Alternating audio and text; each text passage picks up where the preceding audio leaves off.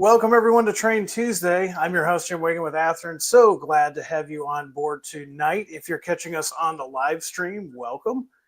If you're catching us on YouTube, likewise, welcome. If you like what you see on YouTube, go ahead and like, subscribe, hit the notification bell. That way you're notified every time a new video like this drops into your feed. Apologies are going to be made right up front. A couple of different things. Here in central Illinois, we're getting some weird weather. We are having some high gusts, so I hope we don't have any issues tonight with that. And also, we are being invaded by those nasty little beetles that look like ladybugs, but they're not. They're imposter beetles. They have taken over my studio, so hopefully we don't get dive bombed in the middle of this feed. But just to let you be aware, if you hear some buzzing, that's what it is. Unfortunately, it's not the Beatles of Ringo, John, Paul, or George. Let's see who's joining us here tonight. I see Ronald has joined us. Randall, DG Model Works is in the house. We've got Nick from Vegas, Greg, Randall, Elko Steam. And let's see who else. Anthony is joining us. Jason is here, as well as Donnie. So thank you for joining us. As always, I have comments scrolling down on the bottom. Now, I do want to preface this that last week we had some folks that were highly irritable because I wasn't reading their comments. You got to keep in mind that this is a one-man show. I don't have a studio producer.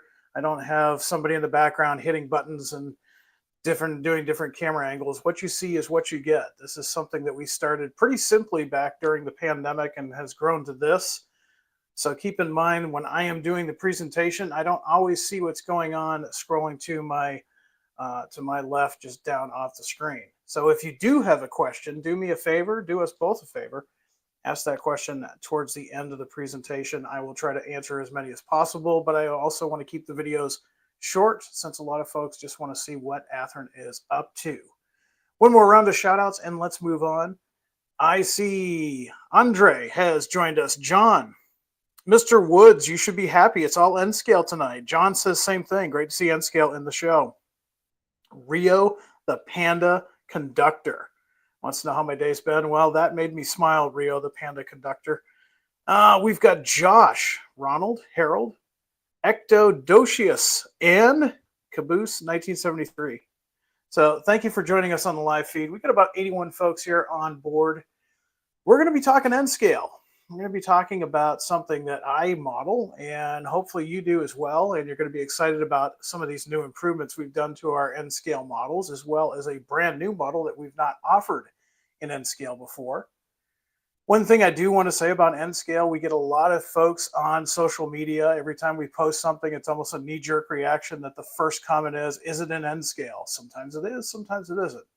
Please keep in mind that in the grand scheme of things that Athearn does, N-Scale actually makes up a very small, no pun intended, portion of our sales and manufacturing. So we don't offer everything that we have in HO and N-Scale. However, we have made some inroads. And if you as an N-Scaler want to do your part and see more N-Scale, do me a favor. Not only like this video, share this video. Share this video with your fellow N-Scalers. Get the information out there because Athearn does have a lot of N-Scale and we definitely want to sell it to you. So go ahead, share this video. We've got a lot of new tooling that we've done in the last 2 years, just specifically in N-Scale, and we want to keep doing it. But we can't do it unless you modelers, and myself included, buy it. And we want to make sure that it's always available. So do share, do like, and tell your N-Scale friends about Athearn. So without further ado, let's get started talking about one of my favorite subjects, TOFC, or trailer on flat car. Now, if you're like me, I am active in N-Track. I guess nowadays they call it N-Rail. If anybody in there in the comments section is an N-Track, please let me know. Also, if you're watching this later in the show, put that in the comments. Let me know what modular standard you follow. Is it Fremo N? Is it T-Track? Is it N-Track? I do N-Track, and one of the reasons why I like N-Track is you get to have that domino effect of your modules. You put together rather large layouts, and You know, for my small switching layout behind me, having a small train is fine. But when you start doing something as massive as some of the Fremo and track layouts, those little trains quickly get lost. So let's take advantage of N scale and build some big trains. And that's what we can do with TOFC. We're going to be talking about TOFCs in the 60s, 70s, 80s, and 90s. So we're going to be covering quite a few decades. And again, there's been some important updates on the models as well as a brand new model. So without further ado, let's go ahead and get started. So a zoom in shot, you can't really tell, but this is my N-Track module. This is the trucking company that's situated on one of the spurs. And here you can see these are the brand new Fruehauf 45-foot trailers. Now, I typically model 1970s, 1980s, and we're really going to be specifically talking about 70s and 80s, although we will creep a little bit into the 90s as well as the 1960s. But just to kind of give you a heads up, if you're a 70s, 80s modeler, you're going to want to tune into this. Let's start by talking about the TOFC cars themselves. Now, operationally, these cars are going to work for any layout that's set, like I said, from the 1960s to the present day. Now, in TOFC service, F89Fs, which these flat cars are, they can be found mixed into manifest freight, or they can be part of a dedicated TOFC train. It's not uncommon to find them mixed sometimes with stack trains. I know in a few weeks I will be rail fanning the Chillicothe area, and you definitely see these mixed in with stack trains. Admittedly, when I was rail fanning Conrail back in the 90s, I saw a lot more TOFC than I see now, but you still see them. Now, the first one that you see on your screen here, that we're going to start with the 1990s. This is Kansas City Southern. Now, some really important updates on this model. We upgraded these cars to the Genesis line just about 2 years ago. So if you look carefully on the picture, you'll notice that right underneath the coupler, you're going to see a newly tooled coupler cut lever. There's also newly tooled rubber air hoses. Now, that's something that's not real common with N-Scale. In fact, I think when we started doing it with some other Genesis Select cars, we were the only ones to do it. There's been some other manufacturers lately that have caught up and done that as well. These are not going to have Sinclair antennas on there. Don't worry. I'm not sure where that came from. But they do have a die-cast body.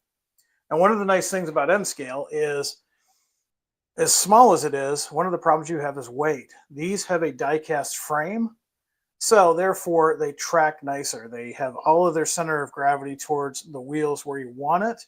That way, when you put trailers on top, you don't have to worry about a top-heavy ride on layouts and such. These also have a separately applied brake ratchet, wire grab irons, and ladders. The detail on these things is absolutely stunning. There's not much molded on here. And if your layout is like Fremo and it's more centered to eye level, you really can appreciate those brake details.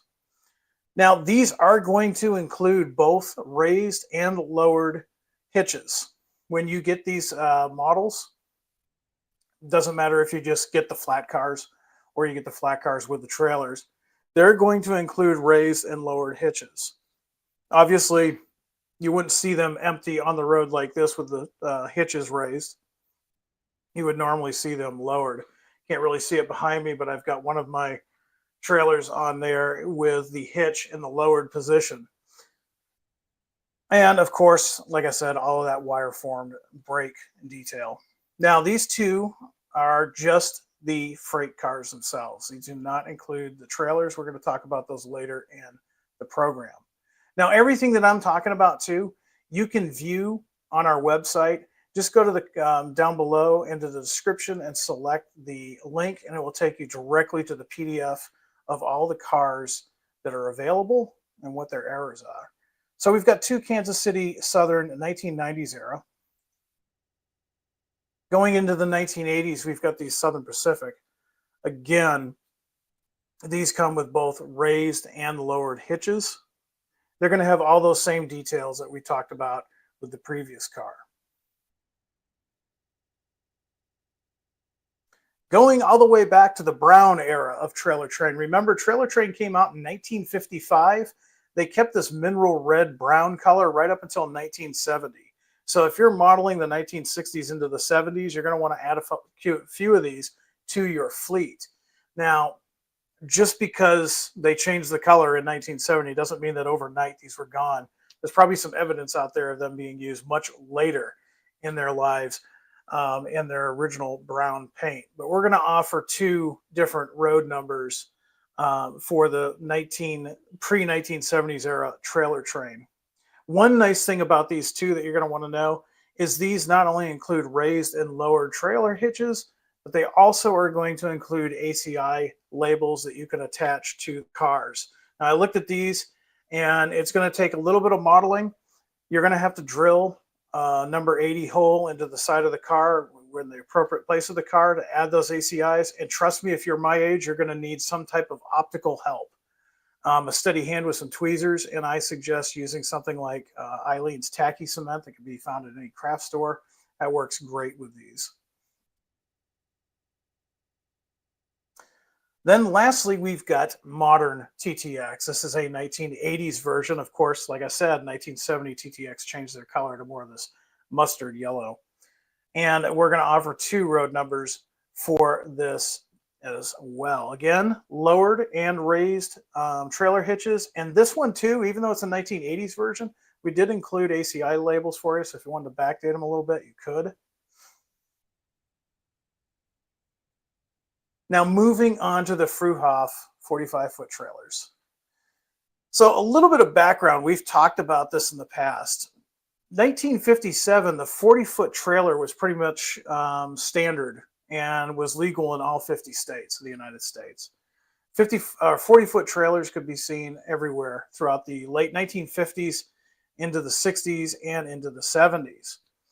Now, it's true, there were 45-foot trailers before 1981, but one of the interesting things was before 1981, there were length restrictions on trucks. Let's say you had a conventional tractor, which is a hood, cab, maybe a sleeper. The longest trailer you could haul with a conventional tractor at that time was a 40-foot trailer. If you were to haul a 45-foot trailer, you would probably use a tractor that would be called a cab over. That's the snub nose. If you don't know what that is, if you're younger than me, go do a search for BJ and the Bear, and you'll see a cab over. If you remember the original Optimus Prime, he was a cab over. Kenworth Aerodyne to be specific. So those trailers were around in the 70s, but they really became into their era in 1981 when those restrictions were gone. So now a conventional trailer could pull a 45-foot trailer without any issues. Now this virtually wiped out the 40-foot trailers almost overnight. However, that doesn't mean you wouldn't see them into the 1980s. They were still around. It was pretty common to see both 45-foot and 40-foot trailers on some of the cars, such as the F89-Fs that we're talking about tonight. Now, a little bit about this model. I've got one right here on my layout. I'm really excited about this because this is right in my wheelhouse. These are newly tooled. These are brand new. The HO Scale guys have had this for a while. This is brand new for us. And we're offering the trailers. As you see, Burlington Northern is one of the roads. We're offering 2 road numbers per trailer. Now, they also have a separately applied wire landing gear crank. It's really hard to see because it's wire. You have 2 sets of legs here. You've got the legs in the retracted position, so they can go on a tractor, or in this case, on one of these TOFC flats. You can also have the extended version, so you can have it like I did at the dock of my building. These have separately applied mud flaps. These are really nice. They've got a lot of detail. I can't see it, but there's a lot of detail in the mud flaps in these guys. And the other thing that's new is these have positional bogies. You can see there is a slide there, and you can move those back and forth. Now, one thing I would suggest is if you're like me and you're using these on an N-track module, You might want to tack that with some light glue, again, like some Eileen's tacky cement, because they are kind of loose on there and you don't want to lose them. But a lot of great detail. And look at the lettering on these guys. The lettering on these guys is razor sharp. And definitely, again, if you're a 1970s, 1980s modeler, even if you don't model TOFC, you're probably going to want to add these to your layout. 1970s era clipper. We're going to do 2 road numbers for these as well. Again, not as common in the 70s, however, they were there. They really, though, came into their own in the 1980s. But we're going to offer 2 road numbers for clipper. These used to be seen all over the interstate. If you want to watch some old television shows like Chips, you'll probably see one occasionally in some of their B-roll footage. Going into the 1990s, and I do remember seeing these back when I was rail fanning up by Rochelle. I remember seeing these on a lot of BNSF and earlier BN trains. This is a 1990s era Transamerica. Now, remember, just because the 90s were starting to bring us 48 footers and then later 53 footers, the 45s didn't go all away right away. Now they're really hard to find, but they were still somewhat common in the 90s.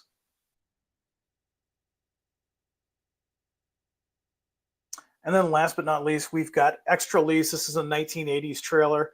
Perhaps you remember these. Again, you're going to have all the same details that we talked about with that BN one that I showed you earlier. 2 different road numbers, so you can add to your existing F89-F fleet as well as your layout. And then finally, so far you can get the flat cars by themselves, you can get the trailers by themselves, you can also get the set. If you select that PDF link in the description below, it'll take you right to the flat cars as well as the flat cars with trailers. Now the first one that we have here is the SP F89 flat car with the Transamerica trailer. Now one thing I do want to stress is all of the road numbers that I've showed you so far are completely different. So you can buy all of these separately and you can buy this set and not have to worry about duplicating road numbers. Something else that you're going to want to notice is the way these are set up. The SP F89F has both the raised and lowered hitches, as you can see here, but they can also be set up for 1 45-foot or 2 40-footers. Not quite enough room with the way the hitch is on this specific model to have a 40-foot behind it. This one's set up for either 2 40s or 1 45. Here's our 1960s era. Now, technically that car is 1960s, but you'd really see this probably in the late 1970s. This is more, I would say, a late 1970s era. And this one as well is set up for 1 45-footer, which you get with this package, or if you get the same car just by itself, it'll handle 2 40-foot Athearn cars, which we actually do produce those. This one too, like the flat cars that I talked about earlier, they do include ACIs for either side of the car. So that is a cool thing to remember. If you're modeling the 70s, you've got to have your ACI panels. And 1980s era Burlington Northern, again, this is TTX. This is a 80s TTX. So you can set this up as it comes from the factory. It's set up the way the hitches are to have 1 45-foot and 1 40-foot. You can see mine back here is set up. I've got the original Burlington Northern and an earlier 40-foot Santa Fe that we produced a couple of years ago on top of it. Now, there's one more. I don't have it here tonight on here. That's going to hopefully encourage you to go to that link in the descriptions and see what that 4th option is, and you can learn more about it there. You can also go to your dealer if you didn't know about these, and go to your dealer with that PDF and say, hey, I want to order one of each of these because I've got a big N-track meet coming up soon. And of course, what's going to happen in Kansas City in a few months is the big N-scale convention. So there you have it. Now, these are not pre-orders. These are in stock right now. You can actually call up your dealer, go to your dealer, and order these or pick them up right away. These are in stock with all of our major Athearn dealers. And you can check to see if they're an Athearn dealer and go ahead and place your orders on these. One thing that I would say, based on experience, I'm going to grab this guy here. I'm going to grab my TTX version as an example. This is the one that comes with the 45-foot trailer. You can see I raised the other hitch and I put my 40-foot on there. They do just kind of fit in their little hitches. Now, what I like to do is I like to take that Eileen's tacky cement, just put a drop of it on the trailer, a little drop on the bogies, and then set it down on the flat car. That way, it's secure enough so that if I'm running it at a show, you know, stuff happens. Bad track, fingers out of in places they shouldn't be. Things can happen. They're not going to get rocked off the car and lost. They're just sticky enough that I can put them on there. Likewise, since it's something like Eileen's tacky cement, you don't need much. I'm talking like a very small drop. You can carefully peel that off without ruining any of the plastic detail to the models. Another thing that I want to warn you guys about, again, you're going to have two different types of hitches that are included with your flat cars. They're going to have the raised version like you see here. And then I think I've got an example. I do. Here's the same car with the lowered hitches.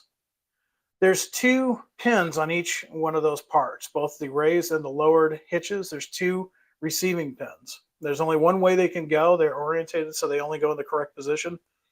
When you get these, you're going to want to get, and if you're my age, you're probably going to want to have an optivisor. But if you're a young guy, don't worry about the optivisor.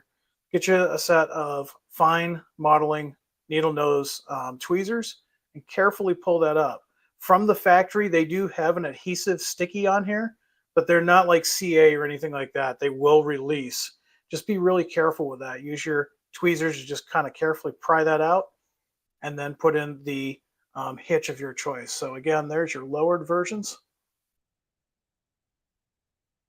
And we've got same model with the raised. And remember this guy here, both the TTX cars, the brown one that's pre-1970 and the yellow, both include ACI cards. Do you have to put them on? No, you don't. Do you want, if you want to, you can. There's a little pin, placement pin on there. You're going to need a number 80 hole. Use documentation so that you know where those go. In fact, while I'm thinking of it, got an excellent book. You've probably seen me talk about this before. It is by what was Comback. Now it's, was it Firestorm Media? Piggyback and Container Traffic. This is by Jeff Wilson. I highly recommend this book. I would consider this almost the Bible of TOFC. And a lot of the information that I've learned from that book. And it really helps with the modeling. Another thing, too, is consider joining some historical societies. The Conrail Historical Society has some great pictures and documentation of Conrail TOFCs. So that's what I've got for you tonight. Again, an N-scale special. I want to see how N-scale is doing with you guys. I told you before, personally, as a modeler, I am an N-scale guy. I've been doing N-scale for 35 years. And we've got some great models, and not sure why the sales aren't where they're at, but I think maybe if we just tell everybody about it, maybe we can see those sales go up. Now with that, I've got time for some questions. I'm going to look here in the comment section, see what kind of questions you guys have. Stephen Wagner is here. He says, good advice, Jim, on installing and removing the hitches on the trailer flats. Welter's Goo, another one. Yeah, basically a rubber cement. Can also hold things in place. Yes, Mr. Wilson's book is great. I've read it many times. Let's see. Derek wants to know, somewhere outside of this, what is the status for the HO scale concession cabooses that were due in December of 24 and the GP 15-1s that are due for December 25th still on schedule? Yes, the 15s are still due on that schedule. Concession cabooses, John had a sample of the sign anyways at Amherst. He is making headway on those, but he doesn't have an ETA on those yet. You've probably noticed in the last few weeks, Janik and I have been sharing pictures of what's going on in product development, whether through our newsletter or our social media feed. We're trying to use that more and more just to keep you guys posted on where stuff is and when it's due.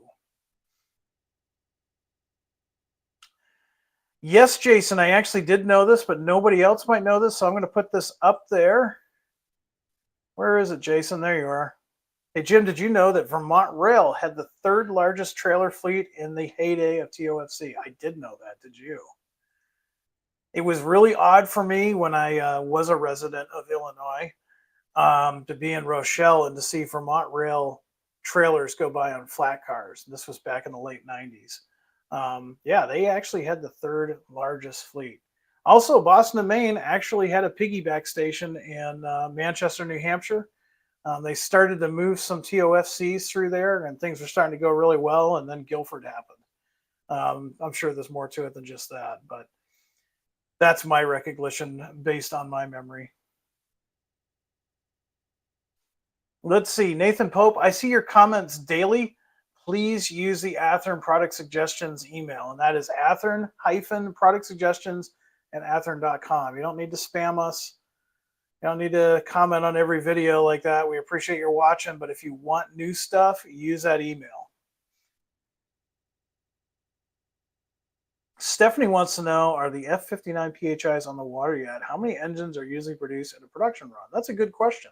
So yes to your first one. The F59 PHIs are on the water. We just took the sample pictures of those last Friday, which means you might start seeing pictures show up in social media, the newsletter, and we'll probably do a Train Tuesday on both the HO and the N-scale versions.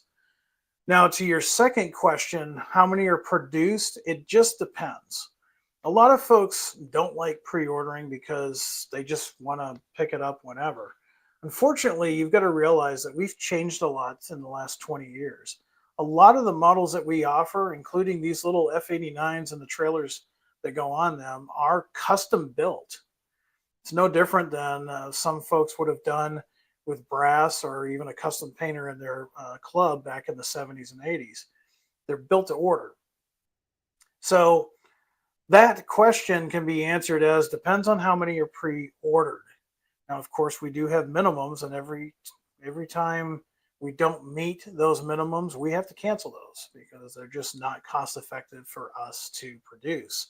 Whenever you see us, unfortunately, cancel something, it's because we simply didn't get enough pre-orders to produce that. If we only get 2 pre-orders for I'm going to pick on Rock Island for right now, 50-foot box cars, then we're not going to produce them. If we get hundreds and hundreds of folks that want 90s era BN, we're probably going to produce them. That's pretty much like that. Any run can range in how many are produced. Believe it or not, just to kind of give you an idea, the GP15s that we just released a couple of weeks ago, they're in hobby shops now.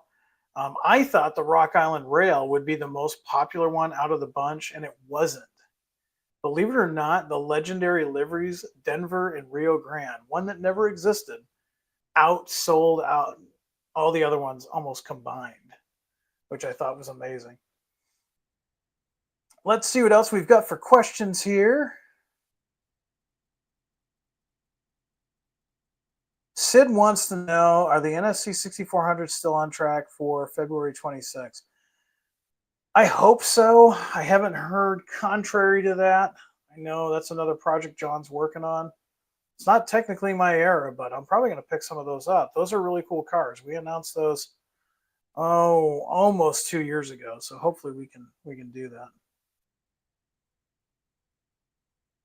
Charles wants to know, hey, Jim, can you bring on the trailers and Seaboard and CSX and family lines and then scale? Yeah, actually right now in HO, we've seen a lot of Seaboard and family line stuff. They've been popular. We've been getting a lot of requests for it. If you want to see that stuff in N-scale, specifically trailers, use the Athearn-product suggestions email and let us know.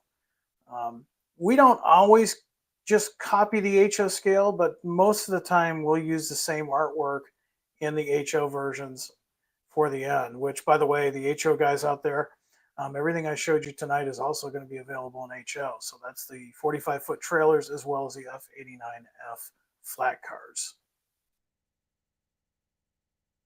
Let's see. Somebody had a question about the trailers. Now I want to see if I can find it again.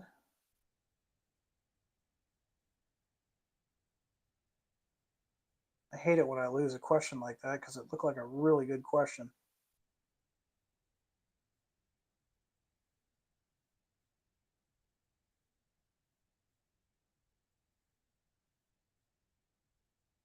Well, I missed it. I'm sorry if I missed your question. Somebody had a question on could these come with 2 trailers? We only do 1 trailer, and that's mainly just to keep costs down. Also, too, it allows you to mix and match. I've got a bunch. You can't see them, but they're in a tote behind me. A bunch of 40-foot trailers I've collected over the years, as well as custom painted for myself. And those will end up on a lot of these F89 flat cars. Grandpa Rails wants to know if HO scale MOW set's still on track for June. I don't know off the top of my head. That is one that I have not been asked yet. I want to say if you saw that in social media, chances are pretty good. Let's see what else we've got here.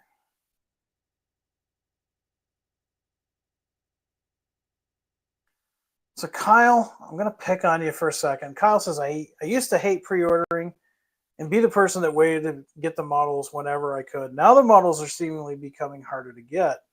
Make sure to get at least 1 pre-order. I'm the same way, Kyle. I was probably just like you. Before, I would just wait. And, oh, cool, they're in the hobby shop. And then one day, I went into the hobby shop as just Mr. Jim Consumer and saw something really cool. And I was like, oh, cool, I'm gonna buy that. And the hobby shop owner's like, well, that's the last one. And the customer's on his way. He pre-ordered that. Did you pre-order any? And I said, no. Well, then you're out of luck. So a lot of manufacturers, not just Athearn, have been really getting stricter on the pre-orders. We've tightened our grip on orders, and we've worked closely with our factory. So if there is something that you like, you're going to want to pre-order it. Now, I've heard some people complain that say their dealer charges a certain amount. That's not true with all dealers. There are some dealers out there that do not charge for pre-orders. I understand why some dealers may do that because some folks don't pick up their pre-orders for whatever reason. But look to the dealers that you think are going to be the best help for you. And we've got some great dealers out there. We've got Lombard Hobby, we've got Train World, we've got Midwest, we've got Spring Creek, and the list goes on. So go ahead and take a look and see who's out there. And I highly suggest pre-ordering because lately, even myself, I haven't pre-ordered something and I've been left holding nothing. Nobody wants that. Let's see what other questions you have here in the comments section.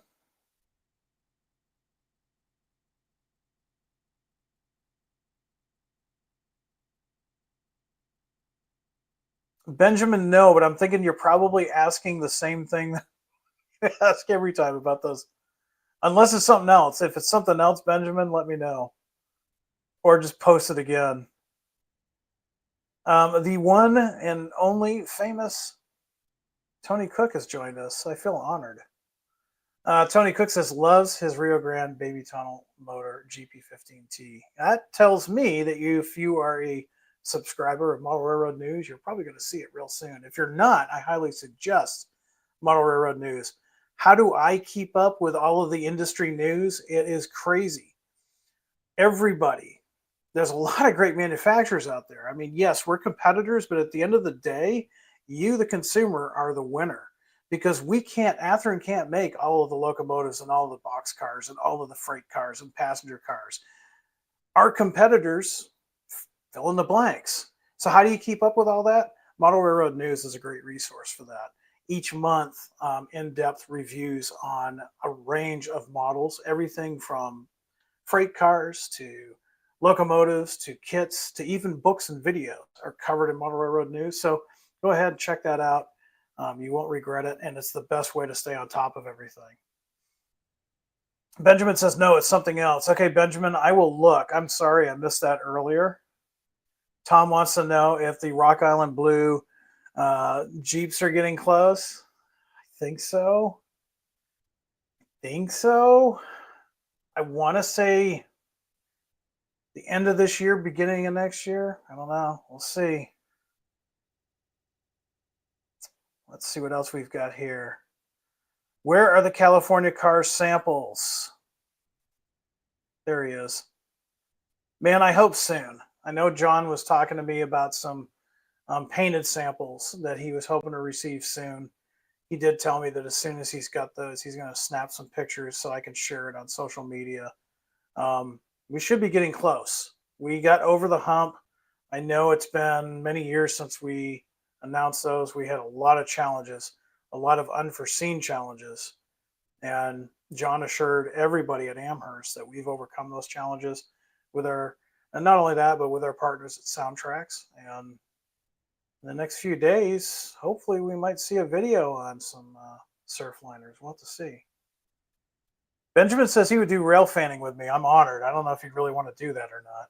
In the old days, I used to rail fan with an old CJ7 and was known to terrify my rail fanning partner. I'm a little bit more sedate nowadays, but I'm honored, Benjamin, that you want to go rail fanning with me. Oh, let's see. Any updates on Norfolk Southern Heritage SD70 Aces?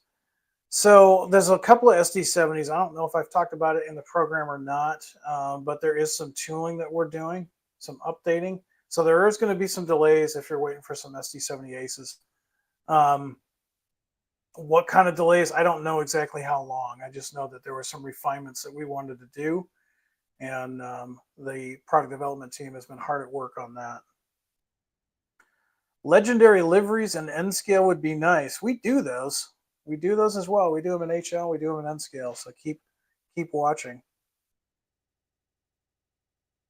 Let's see what else. I'm going to take one or two more questions, and I'm going to let you get back to it.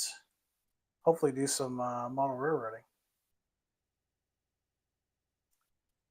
Sid, Benjamin, I guess you better up your game. Sid says he would buy me a steak dinner for that occasion. That's very kind. You don't need to do that. I'd be fine with just a sandwich. Very cool. What else have we got here? I'm going to go back a little bit because there was a few that I may have missed.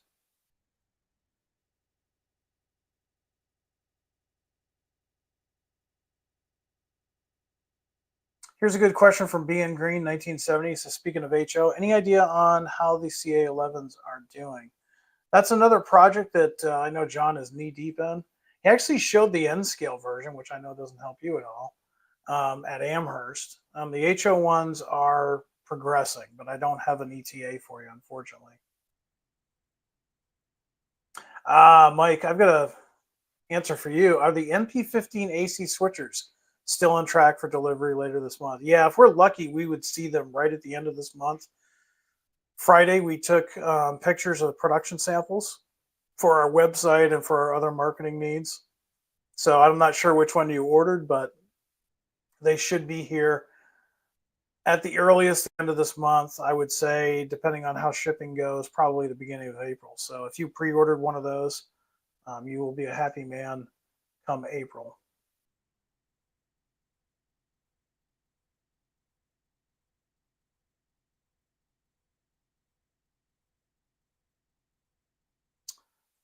Dave wants to know which N-scale tank cars have shelf-style couplers. Well, the Genesis cars. So the Genesis propane cars and the Genesis 13K acid tank cars that we announced a couple of years ago, which I'm hoping to see those by May. I've got some of those on pre-order. Those all have shelf couplers. The 13K acid tank cars have double shelf style couplers. One thing too, I know For you guys that are really into scale stuff, the N scale shelf couplers are really, they look smaller. There was a lot of work put into those. They really look good. They're not to scale. It'd be really hard to do those in N scale at the actual 1/160th, but they look really good. They don't look huge. Go down to some new comments and or questions.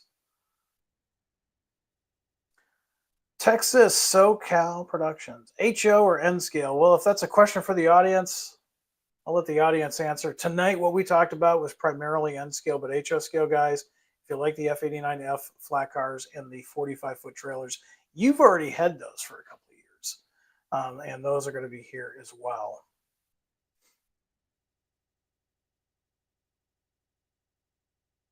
Steve Fulton, I have got to... This guy's reading my mind. Supreme House of Cheese has good food in Toluca, by the way.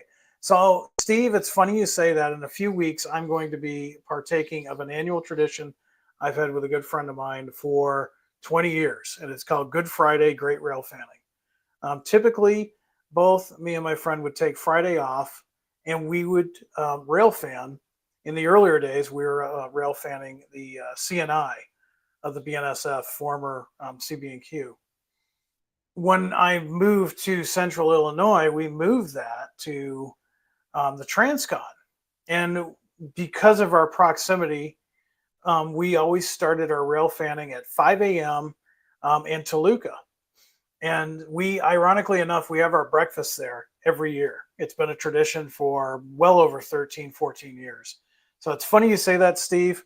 Yeah, they've got homemade donuts. If you ever go rail fanning and you find yourself in Toluca, Illinois, they open at like 3 a.m.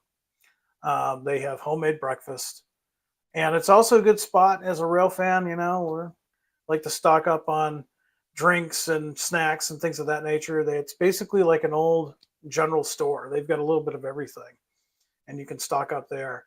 Generally, my friend and I, we would rail fan from Toluca all the way to Galesburg. And if you want another neat rail fan spot to eat, check out the Taco Hideout in Galesburg if you like fried tacos. So, Steve, that's funny that you mentioned that, and that is, I just had to put that up there just because of that's where we usually go.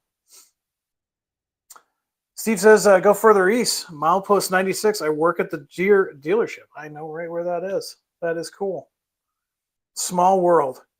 Kevin, I don't have a Challenger update for you, unfortunately. There is some design changes that are going on with that, and that is delaying that, unfortunately. As soon as we have some updates, I will let everybody know. BN Green 1970 wants to know, Jim, are you going to the Rocky Mountain Train Show? I hate to tell you, we will not be in attendance this year.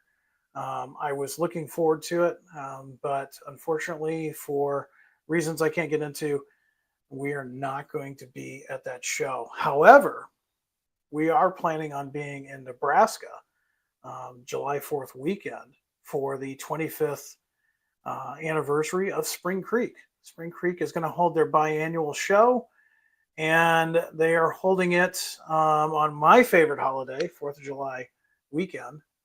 And there's going to be a lot of people there. So if you don't have anything going on that weekend, consider going to Deschler, Nebraska and Spring Creek. And by the way, if you've never been to their store, you need to put it on your bucket list. It really is the Sturgis of model railroading. It's really cool. All right. Well, I want to thank everybody for joining me here tonight for a Great Train Tuesday. Again, N-Scale guys, get the word out.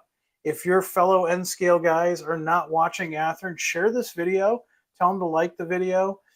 We do have some great N-Scale coming out in 2025, and hopefully we can keep that trend going to keep the N-Scale market happy. I hope to see you next time on Train Tuesday, or maybe even out rail fanning at the House of Cheese. Until next time, everyone, I want everybody out there to be happy, be healthy, do some modeling, and above all, high greens. Take care, everyone.